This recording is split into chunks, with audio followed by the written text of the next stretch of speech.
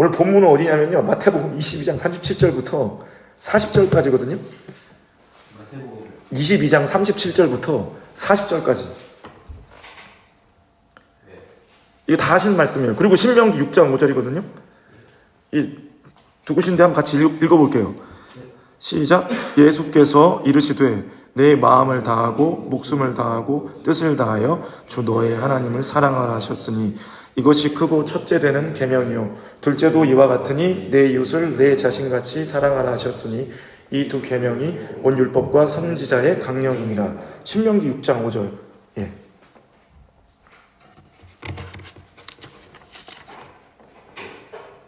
찾으셨나요? 예.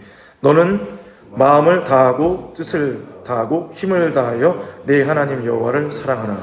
이게 개역 한글판을 보면 뜻을이란 말이 성품이라고 나와 있습니다. 너는 마음을 다하고 성품을 다하여. 예.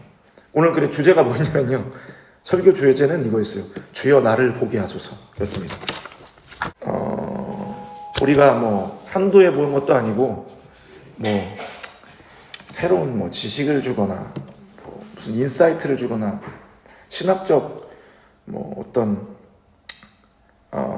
지식을 주거나 아니면 뭐 제가 뭐 깨달은 새로운 게 있어서 뭐 주고자 한 게 아니고, 그냥 우리가 이제 기도회를 시작했고 목회자로서 이제 사역자로서 이제 시작을 하는 이 상황 속에서 우리가 어떤 자세와 마음으로 이 사역을 감당해야 하고 또 이 우리의 이 예수생의 재현 부흥 사회, 이 부서라고 해야 되나요? 뭐라고 해야 되나? 이 부흥사회가 설립 목적과 취지가 어떻게 우리가 어떻게 해서 우리가 이것을 진행해야 될까? 생각해 보면서 준비하게 됐습니다. 오늘 뭐 하나님이 주시는 은혜가 각자에게 임하길 바라면서 설교를 시작해 보겠습니다. 제가 2013년도에 큰 사고가 났었잖아요. 다 아시잖아요. 그때 왼쪽 다리와 팔이 골절됐었죠. 네. 그때 가끔 생각하면은 트라우마는 아닌데 가끔 생각이 나거든요. 굉장히 끔찍했던 그 기억이 나요. 봉고차 이 하부에 다리가 끼어서 정말 진짜 저는 그때 진짜 죽을 어떤 죽는다는 게 이런 거구나 그때 한번 깨달았던 것 같아요. 네. 정말 너무 고통스러워서 그냥 뭐랄까요, 그냥 속으로만 기도가 나오고 겉으로는 그냥 아이고 이 소리밖에 안 나오고 너무 힘들어서 너무 고통스럽고, 그러니까 저도 모르게 감사한 게 그때 주님을 찾았던 것 같아요. 주님 제발 도와주세요.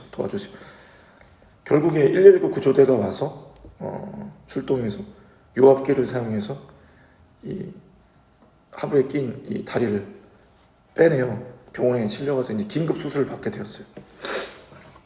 그때 수술 받을 때도 어디가 얼마나 친지도 몰랐어요. 수술이 들어갔죠. 이제 수술이 끝나고 나서 의사를 통해서 어디가 다쳤고 뭐 어디 잘못됐다 이렇게 듣게 되었어요. 그래서 뭐 왼쪽 손날하고 그래도 무릎 설계골만 깨져서 뭐 한 3개월에서 6개월 정도 수술 회복하고 재활하면 될 것 같다. 다행히 십자인대 파열은 안 됐다. 그런 얘기를 말씀을 하시더라고요. 근데 그날 밤 이제 병실에서 이제 6인실인가 그랬어요. 앞에 사람은 자고 이제 칸막이 치고 이제 자고 있었는데 갑자기 눈물이 그렇게 나는 거예요. 모르겠어요. 그 눈물이 그냥 났어요. 그냥 주님께 그래서 회개했습니다. 회개하면서 갑자기 든 생각은 내가 주님 앞에 무엇이 막혔는가 생각을 해봤는데 그 시절 한창 주말에 축구를 많이 했어요. 기억나시지만 같이 막 축구도 했잖아요. 그럼 우리가 주말에 뭐 논 것만 아니죠. 축구만 한 것도 아니고 작업도 하고 했잖아요.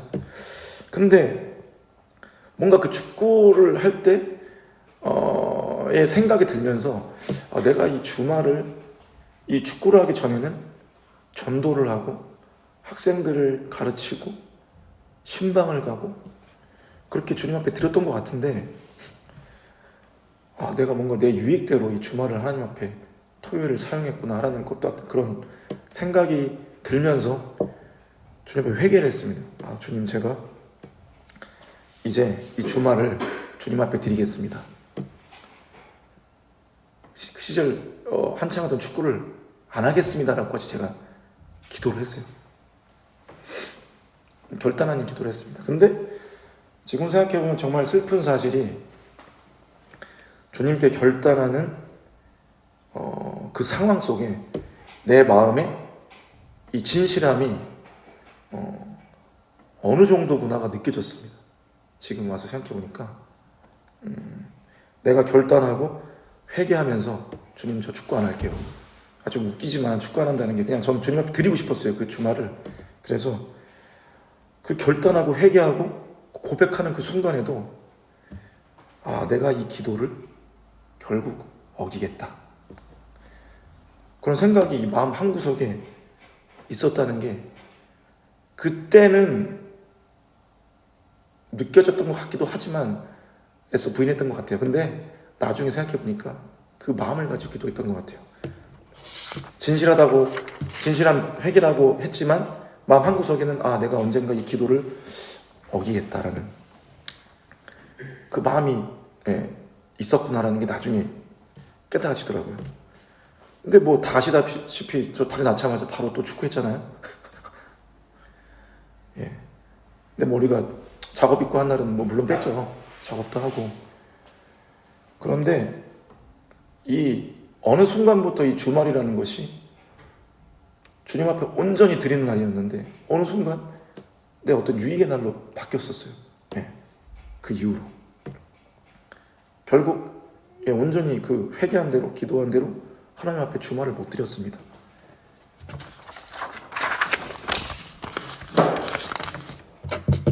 주님은 우리 마음을 다 아시잖아요.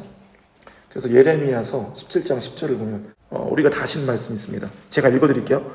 나 여호와는 심장을 살피며 폐부를 시험하고 각각 그 행위와 그 행실대로 보응하나니, 이런 말씀이 있어요. 그래서 이 폐부라는 말이 마음의 깊은 곳이란 뜻이래요. 그러니까 하나님은 우리 인간의 모든 것을 다 감찰하신다, 뭐 이런 뜻입니다.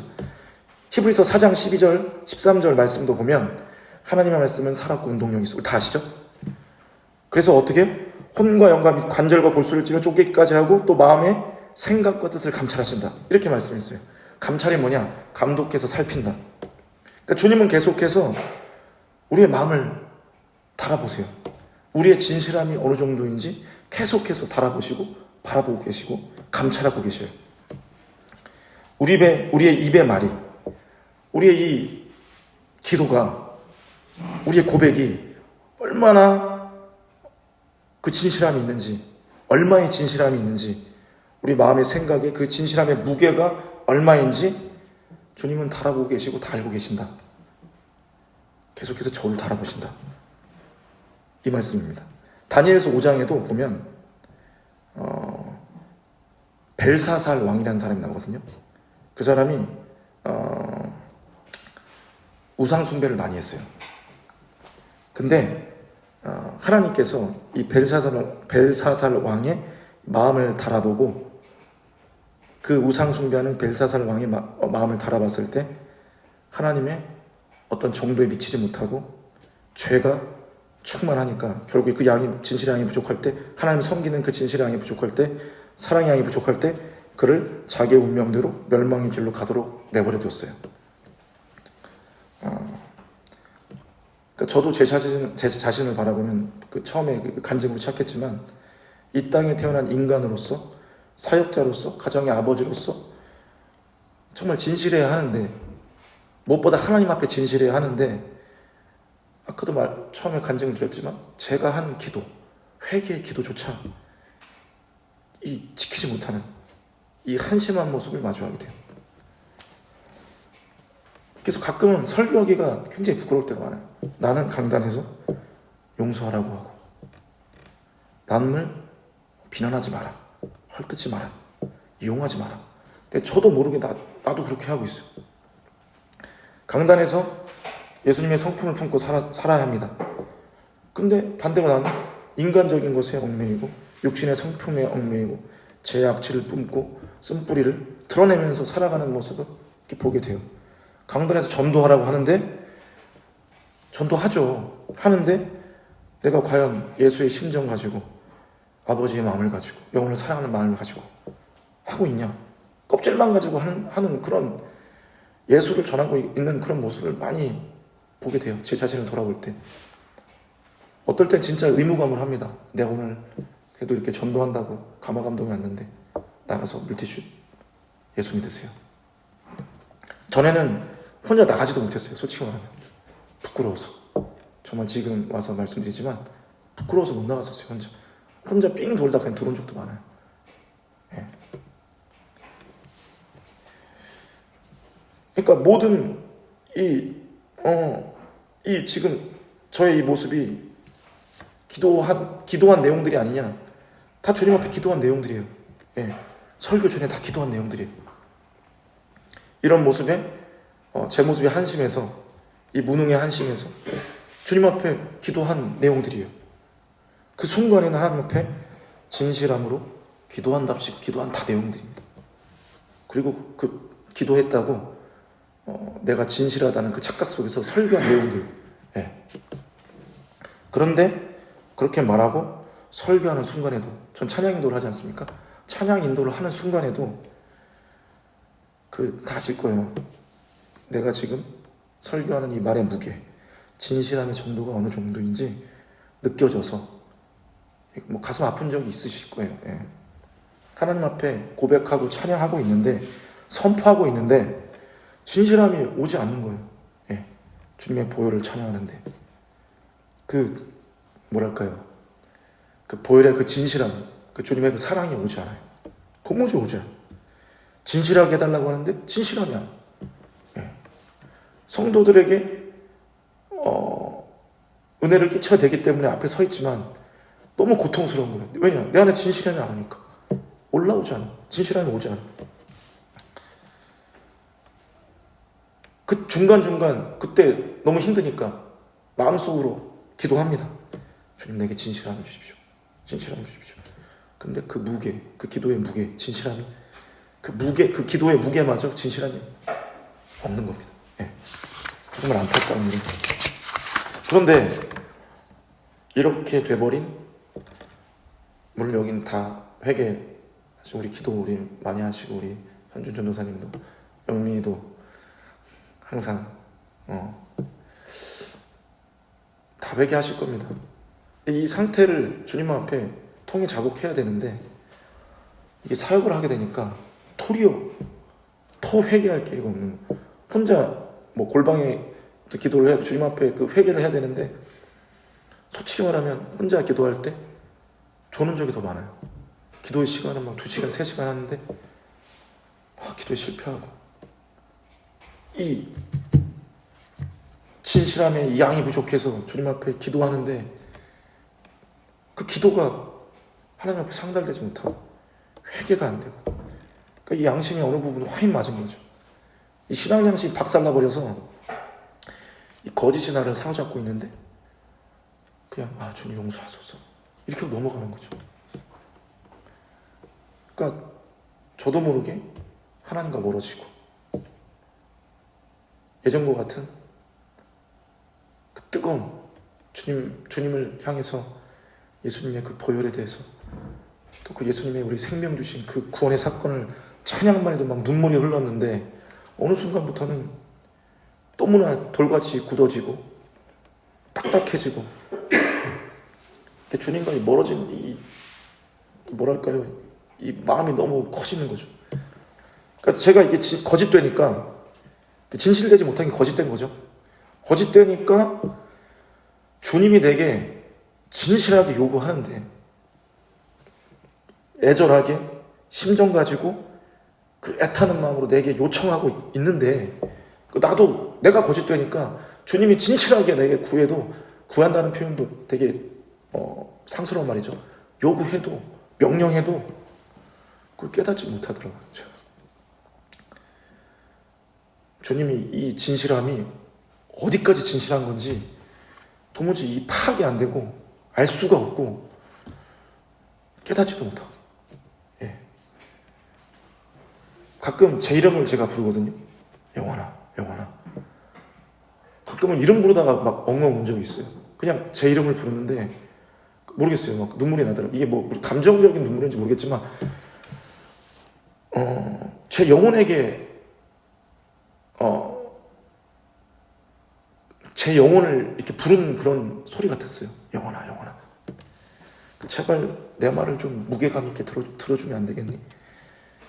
내 말은 100% 진실해. 너의 거짓되고 진실의 양이 충족되지 못한 그 진실과는 다른데 너 왜 이렇게 감각이 부재졌냐? 나랑 왜 이렇게 막혔냐?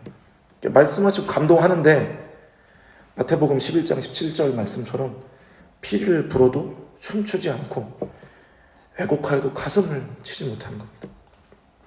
내가 방금 말씀드렸듯이 거짓되니까, 내가 거짓되니까, 진실함이 없으니까 주님의 요구도, 요청도, 명령도 진실하게 못 받아들이는 거예요.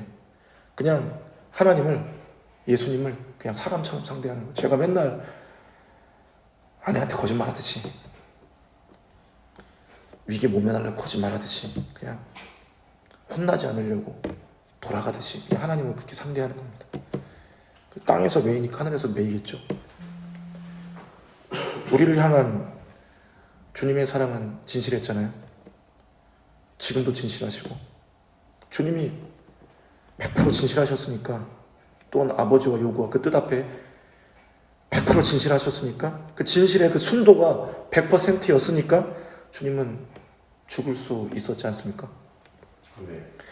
예수께서 그 아버지의 요구를 향해서 그 진실의 양이 충족되지 못했다면, 그 진실의 양이 순전하지 못했다면 아버지의 뜻대로 예수님도 못 죽었을 겁니다. 우리를 위해서 죽을 수 없었을 겁니다. 로마서 4장 25절 말씀을 보면 예수는 우리의 범죄함을 위하여 내어줌이 되었다. 또한 우리를 의롭다 하심을 위하여 살아나셨다. 로마서 6장 10절을 보니까요, 그의 죽으심은 죄에 대하여 단번에 죽으신 것이다. 그의 살으심은 하나님께 대하여 살으심이다. 그러니까 주님께서 진실했으니까, 하나님 앞에 진실했으니까, 우리를 향한 그 사랑이 진실했으니까 영원한 죄와 질병과 그 지옥의 문제를 위해서 단번에 죽을 수 있었던 것이죠. 그런데 반대로 주님은 우리가 주님 앞에 100% 진실할 수 없다는 것을, 근데 시간 너무 오래되네. 큰일 났네. 그리고 끊임없이 주님의 사랑을 망각할 수밖에 없다는 걸 다 아시지 않겠습니까?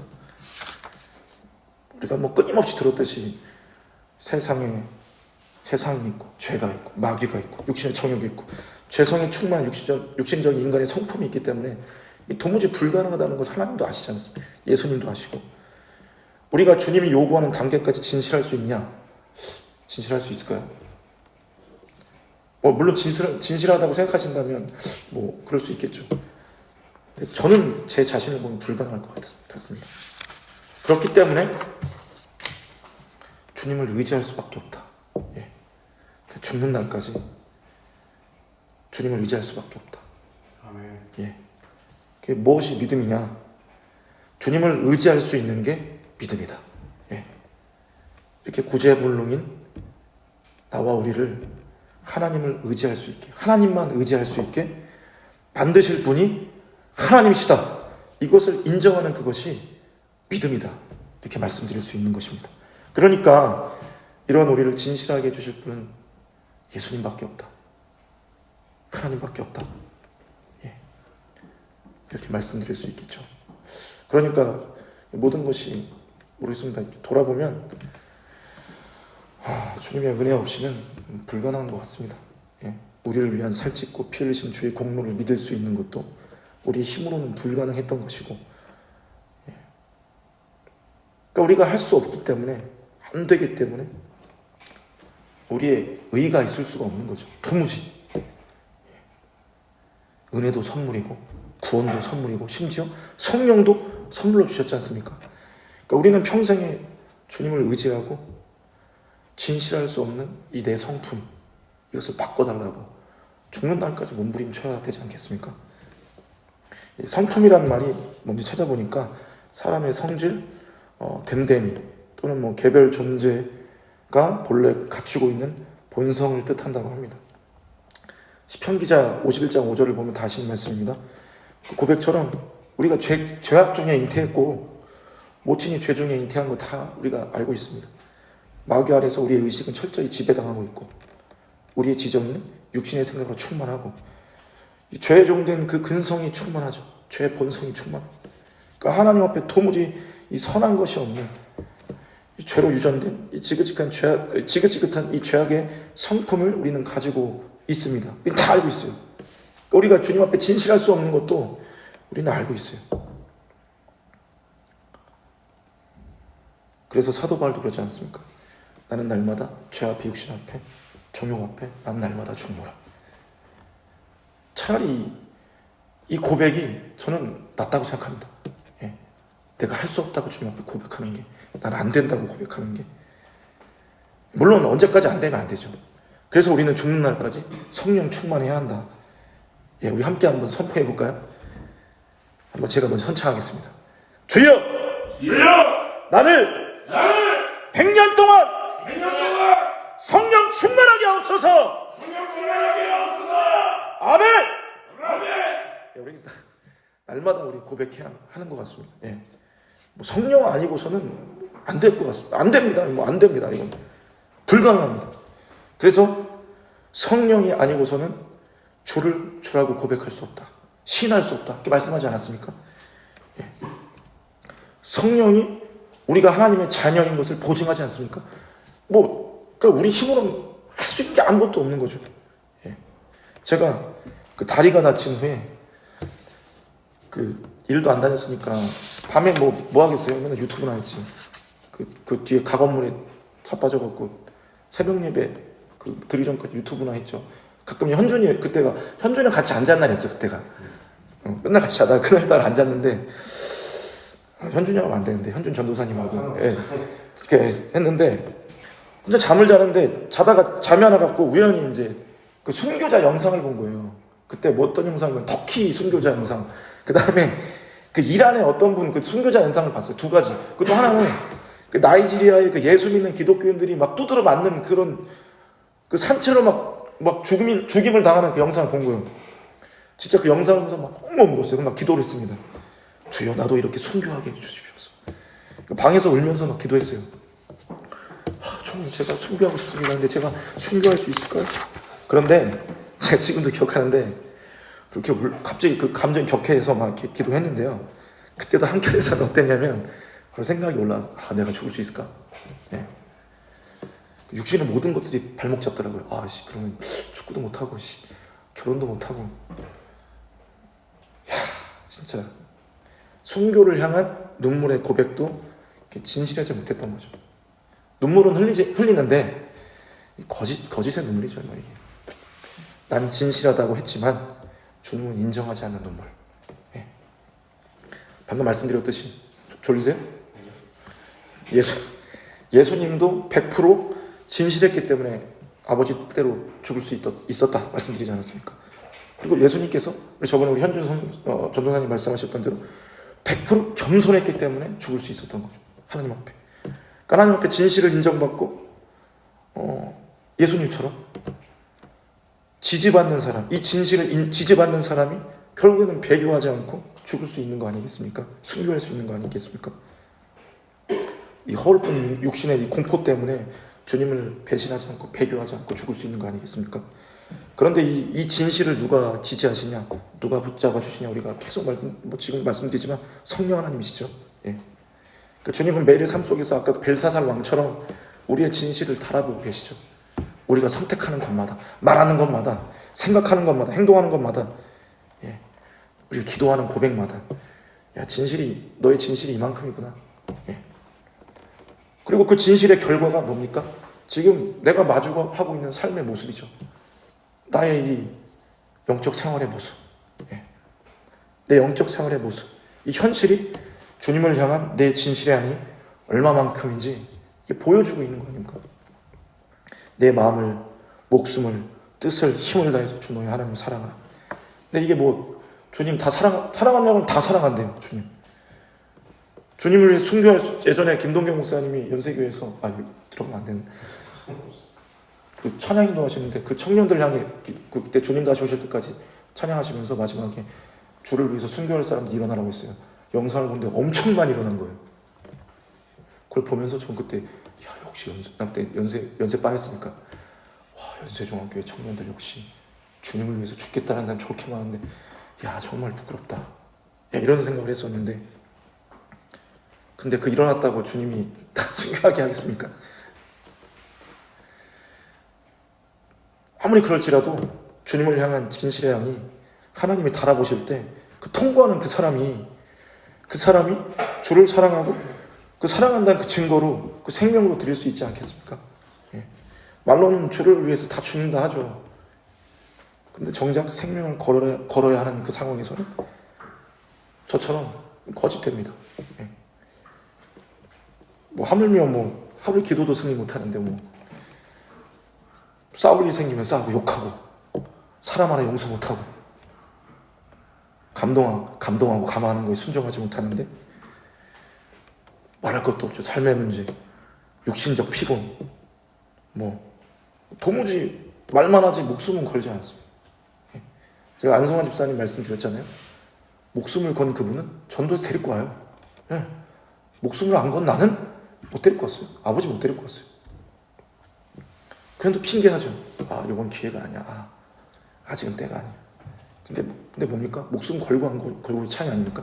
생명 걸고 전도한 사람, 이제 다 죽어간 6개월밖에 안 남은 시한부 인생 그분이 생명 걸고 전도하니까, 아침부터 저녁까지 전도하니까, 생명 걸고 그 진실하게 전도하니까, 전도하는 겁니다. 데리고 오는 겁니다. 근데 건강한 나는 나가서 전도한답시고 뿌리지만 진실함이 요만큼도 안 찬 거죠. 그러니까 말만 하는 사람들 결국엔 다 자기 먼저죠. 내 가족이 먼저, 내 상황이 먼저. 장담하는데 절대로 주를 위해 못 죽습니다. 배교 안 하면 다행입니다.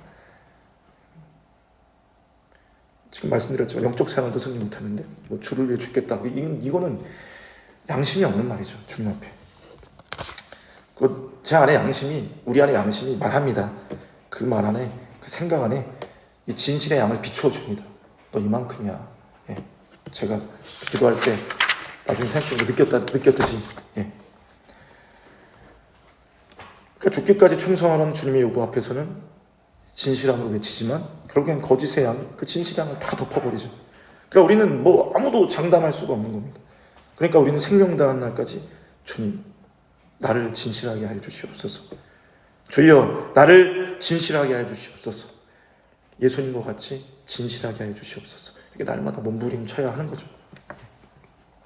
그 토요일 날 이제 아침이 되거나 월요일 새벽이 되면 가끔 이렇게 상실감이 몰려올 때가 있어요. 사람도 안 와요, 잘. 그러니까 들어라. 애들도 3명밖에 없는 학생들인데 갑자기 말도 안 돼. 예배 5분 전에 막 못 온대. 예배 시간 다 돼서 못 온대. 너무 비일비재하니까 가끔 두렵고 비참하고. 근데 당연한 거라 생각합니다. 영적 싸움이고 한 사람도 없는 회중 앞에 찬양 인도한 적도 많으니까요. 개의치는 않은데 근데 어느 날은 되게 비참하더라고요. 제 모습이. 근데 참 이런 비참함조차 주님 앞에서는 이 철없는 생각이다. 그런 생각이 들었습니다. 주님도 홀로 그 길 가셨는데, 우리의 죄 때문에, 질병 때문에, 지옥의 문제 때문에 홀로 외로이 가셨는데 제자들 다 도망가고 자기를 동행하는 살아계신 걸 만났던 유대 백성들이 자기를 죽이라고 그렇게 소리치고, 그런데 그저 묵묵히 도살장의 양과 같이 끌려가지 않았습니까? 그런데 내가 뭐라고요? 주님 앞에 기도했습니다. 주님 용서해 주시옵소서. 이 아무것도 아닌 육체의 생각 때문에 주님 앞에 원망하지 않고 고민하지 않게 하시고 그저 때를 어떤지 못하든지 전하게 도와주시옵소서 기도했습니다. 그리고 먼저 주님 앞에 무능하고 진실하지 못한 내게 진실함을 달라고 기도했습니다. 그때 이런 생각이 들더라고요. 나중에 개척하면 그때도 이렇게 외로울 텐데, 그때도 너 혼자 할 건데 너 그때도 원망할 거냐? 그때도 비참하다고 할래? 제가 제일 싫어하는 말, 이거 말씀이긴 한데, 내가 너와 함께 하리라. 막 이런 위로의 메시지 저는 모르겠습니다. 저 원숭이도 별로 싫다. 주님의 사랑 앞에서는 그런 말도 그냥 아무튼 제가 진실하지 못한데 지금 생명 걸지 못하는데 그때가 되면 뭐 할 수 있겠냐. 그때가 되면 내가 기도하겠습니다. 전도하리라. 나는 진실하리라. 이렇게 확신하지 못하는 그 결단을 바라보면서 이런 생각을 하는 것조차 주님 앞에 부끄럽고 한심하더라고요. 그러니까 우리는 평생에 주님이 홀로 그 길 가셨듯이 우리 이제 발걸음을 뛰는 우리는 외로움, 뭐 다 여기 계시면 다 외로웠겠죠. 특별히 많이 외로웠겠죠. 말하지 못하지만 비참했겠죠. 야, 지금 저도 참 미안한 마음이 있네요. 지금 또 생각해보니까 참 그걸 남의 일이라고 참. 솔직히 남의 일이니까 어느 정도 비참한지 외로운지 이게 와닿지가 않는 거. 참 미안하지, 죄송하지만. 근데 어찌됐든 우리는 외로움과 비참함 속에 날마다 주님을 만나야 한다. 나의 무능 속에 주님을 만나야 한다. 나의 거짓 속에 진실케 하실 주님을 만나야 한다. 오늘 나의 무능 앞에 부르짖고 나의 온전할 수 없는 성품 앞에 절망해서 주님 앞에 부르짖어야 한다. 뭐 하세요? 너무 기니까 지겹죠? 야, 나 지금 너무 길어져갖고 지금 아직 6페이지 남았거든요? 그냥 적당히 끝낼게요. 야, 내가 너무 길어지니까 뒤에 솔직히 더 있는데 그냥 진실함에 대한 설교하면서 마무리하겠습니다. 그래서 오늘 내가 이 충성하고 사역하는데 생명 걸지 못한 이 강교함 앞에 절망해야 되는 게 차라리 주님 앞에서 옳은 모습이다. 그리고 끝까지 나는 할 수 없습니다. 주님 도와주시옵소서. 이렇게 주님 하는 것이, 의지하는 것이 우리가 주님 앞에 끝까지 구해야 할, 주님 앞에 감당해야 할 그런 모습이겠다. 이렇게 말씀드릴 수 있겠습니다. 설교를 이제 마무리하려고 하는데 중간을 너무 많이 뛰니까 끝에 이제 마무리 말씀만 하고 마치겠습니다.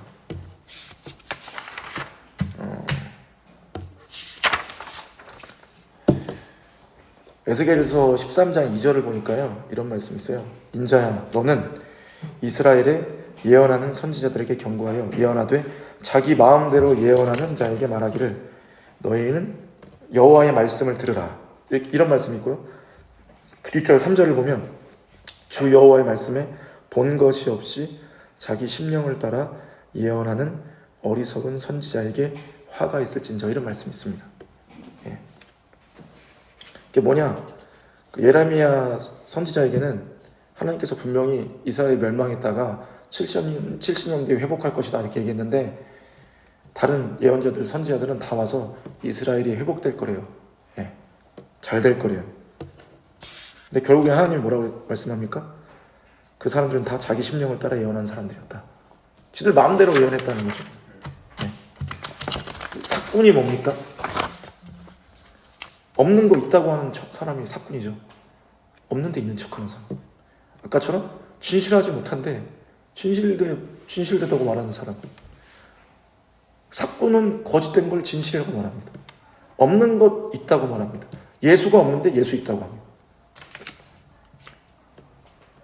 유다서에 말한 것 같이 물 없는 구름. 또 죽고 또 죽어서 뿌리까지 뽑힌 열매 없는 가을나무 같은. 우리는 사꾼 되지 말고요. 죽는 날까지 진실할 수 없으니 주님 배 없는 그날까지 우리 사역 가운데 진실과 눈물과 땀과 그 모든 것을 주님 앞에 드린 열매가 있기를 바랍니다. 오늘 본문과 같이 평생에 예수님만 사랑하고 예수님만 전하고 강단에서 자기 자랑하지 말고 강단에서 이상한 소리 하지 말고 강단에서 본질 아닌 거 얘기하지 말고 복음만 말씀하시기 바랍니다. 예수의 피, 예수의 생명, 나를 향한 사랑, 재림, 부활, 죽는 날까지 그것만 선포하시길 바랍니다. 유혹이 오셔도 주님의 사랑을 전하는 저와 여러분 되시기를 바랍니다. 이거 없이는 아무것도 감당할 수 없기 때문입니다. 우리 마지막으로 제가 정말 두서가 없어서 다 잘라서 두 손을 높이 들고 기도할게요. 그냥 기도하겠습니다. 기도할 텐데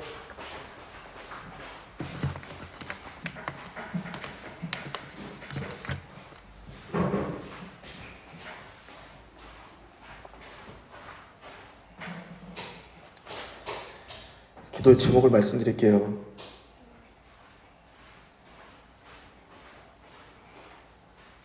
주님, 우리는 주님을 사랑한다고 하는데 사랑할 수 없는 거 압니다. 진실하게 해달라고 하는데 나는 진실하다고 하는데 진실하지 못한 것 압니다. 이런 무능하고 이 진실이 없는 우리의 거짓된 우리, 나를 고쳐주시고 주님이 우리를 향하여 진실하여 100% 진실하여 죽으셨듯이 주님 앞에 평생에 진실할 수 있게 달라고 날마다 부르짖고 몸부림치는 저와 여러분 될 수 있게 달라고 끝까지 주의 말씀 앞에 두려워하고 경외하고 교만치 않아 오직 예수만 전하고 예수님만 사랑할 수 있는 우리 모든 사역자들 될 수 있게 달라고 우리 한번 주여 삼창 외치고 우리 한번 통성으로 기도하는 시간 갖겠습니다. 우리 한번 주여 삼창 외치고 통성으로 기도하겠습니다. 주여! 주여! 주여! 주여 거룩하신 하나님 감사합니다. 하나님 오늘